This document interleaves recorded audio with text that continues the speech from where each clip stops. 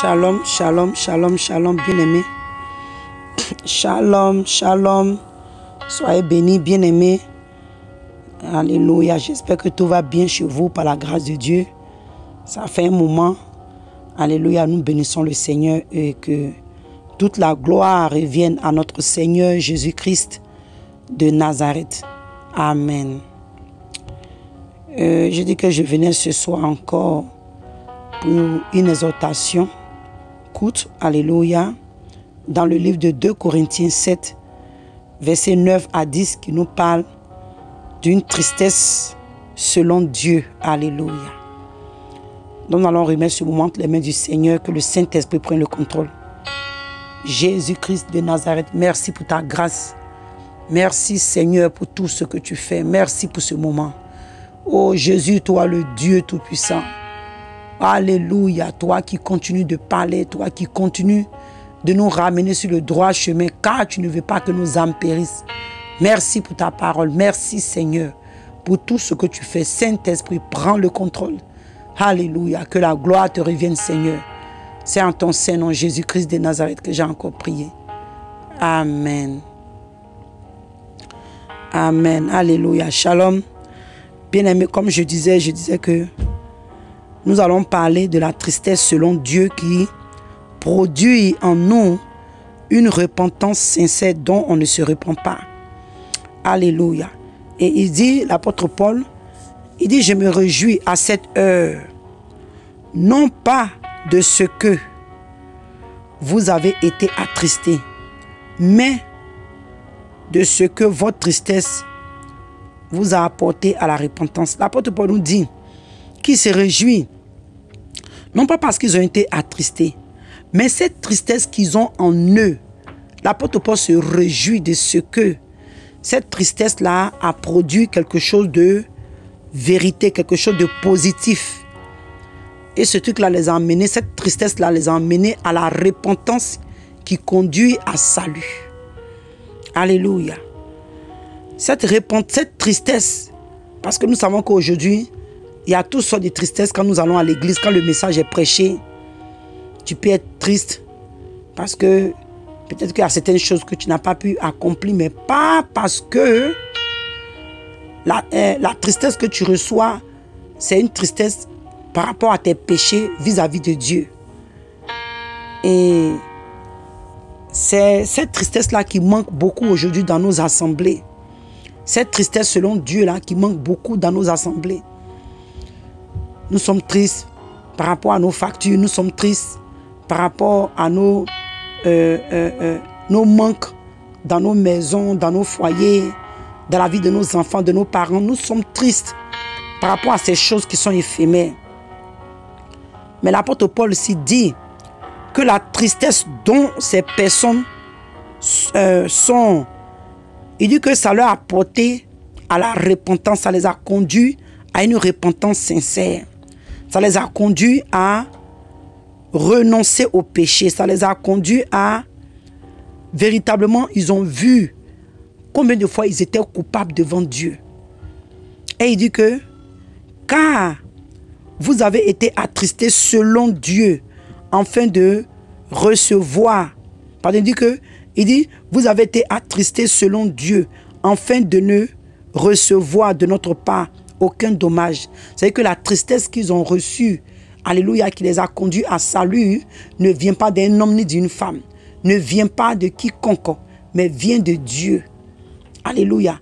Parce qu'elle vient d'une source pure, elle vient d'une source de vérité. Alléluia. Cette tristesse vient de Dieu. Donc quand cette tristesse-là, tu la reçois, alléluia, elle te conduit à une repentance sincère. Et quand tu fais une repentance sincère, alléluia, tu es sur la voie du salut. Tu n'as pas encore obtenu le salut, tu n'es pas encore rentré au ciel. Mais déjà, cette tristesse, cette repentance-là t'amène sur les voies de la porte du salut. Et il dit, il s'est réjoui, comme je dis encore, que cette tristesse n'a pas été produite par des hommes, n'a pas été produite même par l'apôtre Paul ou par d'autres disciples qui étaient avec lui. Mais c'est Dieu même par sa miséricorde, sa grâce qui a produit cette tristesse-là dans les cœurs. Bien-aimés, quand Dieu touche ton cœur, quand il y a un message qui est prêché, que tu vis dans le péché, et que la parole de Dieu est prêchée avec vérité et puissance, alléluia, comme il pouvait dire à Jérémie, l'Éternel disait que je vais mettre ma parole, sera comme du feu dans ta bouche, afin de consumer tout ce qui est bois. Bien aimé, quand la parole de Dieu vient d'une bouche, alléluia, qui est consacrée à l'Éternel, le Seigneur met sa parole dans cette bouche. Et cette parole-là qui sort de cette bouche est comme du feu, afin de consumer tout ce qui est bois en nous. Donc c'est ce que le Seigneur, alléluia, a fait dans la vie de ces personnes. Quand ils ont reçu cette parole, ils ont reçu ça comme un feu qui a consumé en eux tout ce qui était du bois. Tout ce qui était du bois. Donc, bien aimé, quand tu entends la parole de Dieu, parce que c'est la parole véritable qui a franchi. La parole de Dieu nous dit que la parole de Dieu est une épée à double tranchant, bien aimé. Quand elle rentre en toi, elle divise, elle sépare. Alléluia. Elle fait des choses, elle crée des choses en toi.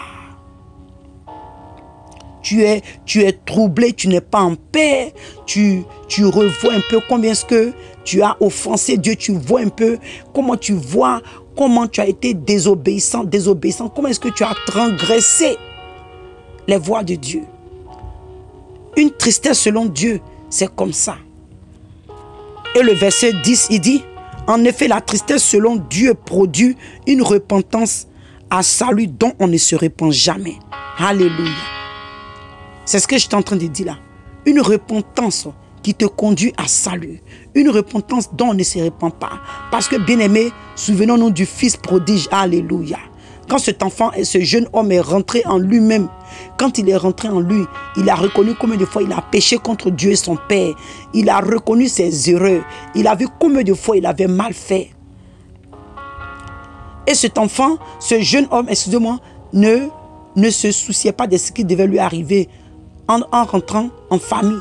Si son père devait le prendre comme un mercenaire, mais comme quelqu'un qui allait cultiver, comme un serviteur dans la maison de son propre père, il n'avait pas de problème avec. Alléluia. Parce qu'il s'est trouvé indigne. Il a reconnu combien de fois il a fait le mal. Il ne s'est pas vu digne, alléluia, d'être encore appelé le fils de cet homme. Il n'était pas digne d'être appelé, si je peux dire, alléluia, il n'était pas digne encore de participer à l'héritage, alléluia, de cet homme. Il s'est dit, quel que soit, s'il peut même juste m'accepter pour travailler dans son champ, bien aimé. Mais à la surprise, quand il est arrivé, nous avons vu de la manière que son père l'a accueilli. Alléluia. Il a fallu qu'on amène une nouvelle robe, un agneau pour lui mettre au doigt. Bien aimé, c'était la joie. Quand toi et moi, nous venons à la repentance sincère, la Bible nous dit qu'il y a une joie dans les cieux quand une âme se répand. Quand une âme se répand, pas que quand une âme rentre au paradis, hein, mais quand une âme se répand de ses actes, alléluia, se répand de ses péchés, se répand de ses mauvaises voies, la Bible nous dit qu'il y a la joie dans les cieux. Donc il nous dit, cette tristesse-là n'est pas produite, alléluia, pas des hommes, mais c'est produit selon Dieu. Parce que quand elle est produite par Dieu en toi, elle te conduit, alléluia, à renoncer à ta personne, à renoncer au mal, à renoncer au péché, à renoncer à tout ce qui ne glorifie pas Dieu. Parce que bien aimé, toi et moi, si nous renonçons à tout ce qui est mal, alléluia, nous nous débarrassons de tout ce qui est mal. Bien aimé, quand tu vas dans la présence de Dieu, tu es soulagé. Le Seigneur te touche d'une manière spéciale. Alléluia. Et il dit, cette repentance-là, on ne se repent pas de cette repentance. Tu ne te repens jamais. Parce que cette repentance est vraie, elle est réelle, elle est pure, elle est salutaire. Alléluia. Elle est salutaire. Elle t'emmène, alléluia, à te détourner de tes mauvaises voies. Elle t'emmène, tu regrettes, tu as mal. Bien-aimé, tu vois combien de fois tu as offensé Dieu, combien de fois tu as transgressé les voies de Dieu. Tu vois combien de fois le mal que tu as fait, le Seigneur qui a payé le prix pour toi. Tu reconnais, tu vois combien de fois tu as méprisé le prix qu'il a payé pour toi. Tu vois le mal. Tu ne vois pas parce que non, les gens t'ont attrapé, parce qu'on va venir là. Oui, pas de la tristesse selon le monde. Mais maintenant, je te parle de la tristesse selon Dieu. Parce que quand cette tristesse-là, qui t'emmène à cette repentance-là, bien-aimé, tu ne veux même plus rien avoir avec ce même péché. Tu ne veux plus retourner à ce péché. Tu veux tellement plaire à ton Dieu. Tu veux tellement marcher dans les voies de Dieu. Tu veux être obéissante. Tu demandes à Dieu, Seigneur, donne-moi un cœur pur. Je ne veux plus retomber dans ce même mal. Je ne veux plus retomber dans ce même désordre. Bien-aimé, tu es conscient du mal que tu as fait à Dieu. Donc tu plaides avec le Seigneur. Tu reconnais que Seigneur, je ne suis pas digne. Tu reconnais que Seigneur, oh mon Dieu, aide-moi. Tu cries même à Dieu parce que tu ne veux plus retomber dans ce même péché. Et le Seigneur qui est amour, qui ne veut pas que tu périsses. Ce Dieu-là, qui ne veut pas que tu périsses, bien-aimé. Il va crier, il va mettre en toi une puissance. Cette puissance-là va te donner de surmonter, de résister, de tenir, d'être affermi. Alléluia. Bien-aimé, quand tu vas dans la présence de Dieu, en une repentance sincère, bien-aimé, tu vas charger. Il dit, venez à moi, vous tous qui êtes fatigués et chargés, je vous donnerai du repos. Bien-aimé, beaucoup de personnes ne sont pas encore fatiguées, bien-aimé. Beaucoup de personnes ne sont pas encore fatiguées. Beaucoup de personnes continuent encore à prendre plaisir dans le péché, dans le mal, dans les choses qui ne glorifient pas Dieu. Bien-aimé, c'est vrai, ça peut arriver un moment. Un enfant de Dieu, tu peux trébucher. Mais bien-aimé, ce n'est pas au quotidien. Nous devons toujours travailler sur notre salut pour garder notre cœur pur. Bien-aimé, le diable nous combat à l'intérieur. Je sais de quoi je parle. Bien-aimé, le diable t'amène des idées, des pensées impures, des choses. Toi-même, tu dis, waouh, Seigneur, comment est-ce que moi, je peux penser à des choses comme ça? Oui, c'est le diable qui t'injecte ces choses. Mais bien-aimé, est-ce que tu dois t'asseoir pour caresser ou, comment je peux dire, ruminer sur ces choses? Demande au Seigneur, crie à Dieu, Seigneur, délivre-moi de ce sentiment, délivre-moi de ces pensées, délivre-moi. Parce que le diable a compris aujourd'hui que beaucoup des âmes, alléluia, courent pour la sanctification. Donc comment est-ce qu'il peut nous éliminer en chemin? C'est en souillant notre cœur, en nous souillant par le cœur, bien-aimé. Par le cœur. Notre cœur est exposé, alléluia, notre cœur est le cible de l'ennemi. Parce que quand ton cœur n'est pas droit devant Dieu, bien-aimé, tu as plusieurs chances, je peux dire, de ne pas être exaucé. Donc, bien-aimé, quand notre cœur est attaqué, pleurons à Dieu, crions à Dieu, Seigneur. Parce que la parole de Dieu nous dit que heureux ceux qui ont le cœur pur, car ils verront Dieu. Et le diable sait que ces derniers temps, c'est le cœur de l'homme qui est fragile. Il sait que c'est le cœur de l'homme qui est plus facile d'être ciblé, d'être attaqué. Parce que, bien-aimé, si ton cœur est souillé, oh mon Dieu, il est arrivé un moment de ma vie, je suis tombé dans des situations comme ça, où j'avais des sentiments bizarres, bien-aimé. J'avais des sentiments bizarres. Je dis, mais Seigneur, pourquoi est-ce que ça m'arrive? Pourquoi moi? Seigneur, aide-moi. Seigneur, aide-moi. Bien-aimé, la tentation est tellement si auprès de nous, la tentation est juste là. Je dis, Seigneur mon Dieu, aide-moi, papa. Aide-moi. Je ne peux pas être ta servante et puis avoir ces pensées en moi. Je ne peux pas être ta servante et puis avoir ces sentiments en moi. Je ne peux pas être ta servante. Je ne peux pas prêcher de ta part, Seigneur, et avoir des sentiments, des désirs impurs, Seigneur. Mon Dieu, aide-moi, bien-aimé. Ça a pris des prières et des jeûnes. Alléluia. Et Dieu m'a délivré. Bien-aimés, nous sommes exposés. Chrétiens, nous sommes exposés. Mais la Bible nous dit, je suis plus que vainqueur par celui-là qui me fortifie, dit Jésus-Christ de Nazareth. Il est notre force.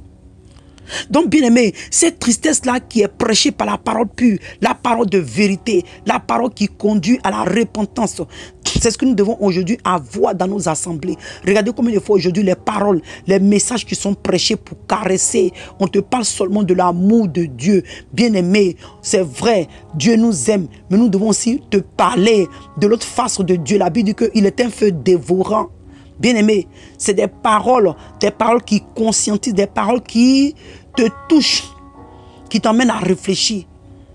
Mais quand tu es là, qu'on te caresse, tu n'as pas d'inquiétude, tu es là, tu fais tout ce que tu veux. Quand la parole, le péché est indexé, quand le péché est dévoilé, quand le péché est exposé, bien-aimé, ton cœur est touché. Alléluia. Et comme je dis, la bouche de laquelle cette parole sort, elle est accompagnée du feu. Donc quand cette parole, quand le péché est indexé, la parole de Dieu est prêchée, elle vient avec une puissance, alléluia, pour briser les cœurs endurcis. Pour briser les cœurs endurcis, bien-aimés. Un cœur qui est rempli de péché est un cœur endurci. Un cœur qui n'a pas la crainte de Dieu est un cœur qui est endurci. Mais bien aimé, la voix du Seigneur, la puissance du Saint-Esprit, alléluia, l'onction de Dieu est puissante pour briser les cœurs endurcis. Pour briser les cœurs endurcis. Donc bien aimé, la Bible nous dit, bien aimé, il dit car vous avez été pardonné, il dit qu'on ne se répand jamais, il dit mais tandis que la tristesse du monde produit la mort. Bien aimé, la tristesse du monde, tu as commis l'adultère, on t'a attrapé, tu as honte. Tu dis prochainement, je vais me rassurer qu'on ne m'attrape plus. Ça c'est la tristesse du monde. Devant les gens tu pleures. Tu as mal. Pourquoi? Parce qu'on t'a attrapé. Tu es allé voler, tu pleures parce qu'on t'a attrapé. Mais pas à cause de ce que tu as offensé Dieu, pas à cause de ce que tu as fait du mal, pas à cause de ce que tu as transgressé la parole de Dieu. Bien-aimé, la tristesse selon le monde est quand ton moi, quand tu es exposé, tu es humilié, pas parce que tu as, alléluia, fait du mal à Dieu que tu es triste, mais c'est parce qu'on t'a attrapé, parce que tu es exposé. Et c'est ce que nous voyons beaucoup aujourd'hui dans l'église. Bien-aimé, la parole, alléluia, cette parole, la parole qui conduit les âmes à la repentance sincère, manque aujourd'hui dans les églises, manque aujourd'hui dans les assemblées. Aujourd'hui, on peut seulement te prêcher les miracles, la délivrance, les prophéties, en oubliant que l'avènement du Seigneur est juste là, en oubliant que c'est le péché qui conduit l'homme à l'enfer. Donc ce péché devait être indexé. Ce péché devait être indexé. Ce péché devait être indexé. En fait que cette personne sache que s'il meurt ou si elle meurt dans cette position, elle ira directement à l'enfer. Mais malheureusement aujourd'hui, nous n'avons pas ça dans la maison de Dieu. Nous recevons des paroles pour nous caresser, pour nous montrer combien de fois Dieu nous aime, combien de fois Dieu veut nous élever. Mais en même temps, on ne te dit pas que cette vie de péché, de mensonge, d'adultère, d'impureté, de masturbation, de haine, de colère, d'impudicité, cette vie de désordre, d'idolâtrie, de sorcellerie que tu es en train de mener va te conduire à l'enfer. On ne te dit pas ça. On ne te dit pas ça. On ne te dit pas ça. Tout ce qu'on te dit, c'est que l'amour de Dieu est dans ta vie. Dieu t'aime. C'est pourquoi aujourd'hui, beaucoup de chrétiens meurent et beaucoup d'entre eux descendent à l'enfer. Beaucoup aujourd'hui, nous avons des chrétiens qui quittent directement à l'église et tombent directement à l'enfer, bien-aimés. Donc je viens à travers ce message pour t'emmener, alléluia, à comprendre. Si tu n'avais pas encore fait une repentance sincère, je prie qu'à travers ce message, Dieu te touche sincèrement. Cette repentance doit produire en toi le fruit, alléluia, d'une vie transformée, d'une vie changée. Si autrefois tu fais des choses, quand tu te répands de ce péché, on ne doit plus revoir ce péché dans ta vie. Je prie que ce message, alléluia, réveille en toi une repentance sincère, afin que tu ailles, alléluia, dans la présence de Dieu. Il dit, viens à moi, viens et pose tes fardeaux à mes pieds. Bien-aimé, beaucoup de chrétiens, nous allons à Dieu et nous retournons avec nos fardeaux. Nous allons à la croix et nous retournons avec nos fardeaux. Si peut-être que, bien-aimé, tu avais un fardeau quelque part qui te pesait, alléluia, à l'épaule. Le Seigneur t'appelle ce soir, viens et pose à mes pieds tes fardeaux. Ces fardeaux, ces douleurs, ces mal, cette souffrance, ce péché dont depuis tu veux t'en débarrasser, mais tu n'arrives pas à te débarrasser, bien-aimé. Dieu est fidèle. Le Seigneur est fidèle pour nous délivrer. Remettons notre cœur entre les mains de Dieu et appliquons le sang de Jésus. Le sang de Jésus est puissant pour purifier notre cœur de toute impureté. Car nous tous, nous sommes livrés à la tentation. Femmes, hommes, jeunes, vieux, enfants, nous tous, nous sommes livrés à la tentation, bien-aimés. Je le dis que le plus souvent, quand tu es dans le ministère, tu es attaqué. Le diable veut te souiller pour ne pas que le message qui sort de ta bouche soit efficace. Nous tous, nous sommes exposés. Mais par la grâce de Dieu, nous arrivons à surmonter cela. Donc que le Seigneur vous bénisse, bien-aimés. Que le Seigneur vous bénisse. Sortons de la tristesse selon le monde. Sortons de la tristesse qui est produite selon le monde. Mais revenons à la tristesse selon Dieu qui nous conduit à vivre une vie de sanctification, de justice, de pureté, de vérité. Une vie honnête, une vie sincère envers Dieu et les hommes. Soyez bénis ce soir. Soyez bénis, je prie que la grâce de Dieu demeure sur nous tous. Et que le Seigneur donne la force de résister, de tenir ferme. Alléluia. La Bible nous dit de résister au diable. Mais bien aimé, fuyons le péché. Fuyons le péché sexuel. Fuyons le péché sexuel. Tu as des choses en toi que tu n'arrives pas à te débarrasser. Va dans la présence de Dieu. Invoque Dieu. Demande-lui comment est-ce que tu dois faire. Il va te répondre. Il va te parler. Donc soyez bénis, bien-aimés. Et que la grâce de Dieu demeure sur vous. Shalom, shalom, shalom.